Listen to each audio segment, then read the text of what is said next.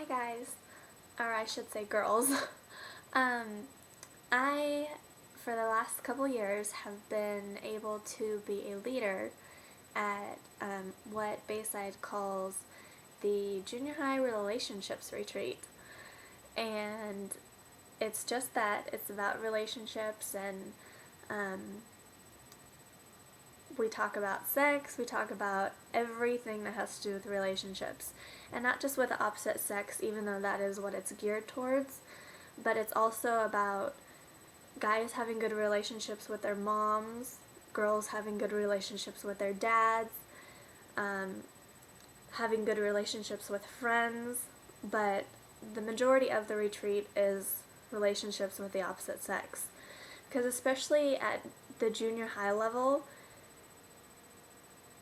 junior hires today know so much more than I did when I was in junior high, and I'm sure all of you.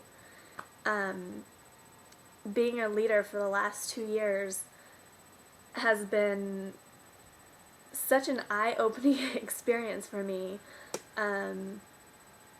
because honestly, the things that they know now, I didn't even know until I was in high school. So, this is just a little blurb out of the handbook that they give the guys and the girls. They each get separate ones when they get to the retreat. And we're having new bedroom furniture delivered this weekend. And so there's nothing in our room at all. It's like bare. And so different boxes had different things in it, and one of the handbooks was in one of the boxes that I opened, and I was just flipping through it and seeing all the different things that we talked about, and so this story is in this book, and it's geared towards you ladies, so I hope you enjoy it as much as I enjoy it. It's called God's Message to Women. When I created the heavens and the earth, I spoke them into being. When I created man, I formed him and breathed life into his nostrils. But you, woman, I fashioned after I breathed the breath of life into man, because your nostrils are too delicate. I allowed a deep sleep to come over him, so I could patiently and perfectly fashion you. Man was put to sleep so that he could not interfere with the creativity. From one bone I fashioned you. I chose the bone that protects man's life. I chose the rib, which protects his heart and his lungs and supports him as you are meant to do. Around this one bone I shaped you. I molded you. I created you perfectly and beautifully. Your characteristics are as the rib, strong yet delicate and fragile. You provide protection for the most delicate organ in man, his heart. His heart is the center of his being. His lungs hold the breath of life. The rib cage will allow itself to be broken before it will allow damage to the heart. Support man as the rib cage supports the body.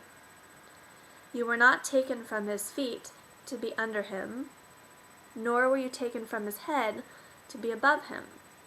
You were taken from his side to stand beside him and be held close to his side. You are my perfect angel, my beautiful little girl. You have grown to be a splendid woman of excellence, and my eyes fill when I see the virtues in your heart. Your eyes are beautiful. Your lips how lovely when they part in prayer. Your nose so perfect in form, your hands so gentle to touch. I've caressed your face in your deepest sleep. Love that part. I've held your heart close to mine. Of all that lives and breathes, you are the most like me. Adam walked with me in the cool of the day, and yet he was lonely. He could not see me or touch me. He could only feel me. So everything I wanted Adam to share and experience with me, I fashioned in you. My holiness, my strength, my purity, my love, my protection, and my support. You are special because you are the extension of me. Man represents my image, women my emotions. Don't we all know that's true? Together, you represent the totality of God. So man, treat women well. Love her, respect her, for she is fragile. In hurting her, you hurt me. What you do to her, you do to me. In hurting her, you only damage your own heart, the heart of your father, and heart of her father. Women support man. In humility, show him the power of emotion I have given you. In gentle quietness, show your strength. In love, show him that you are the rib that protects his inner self. How awesome is that?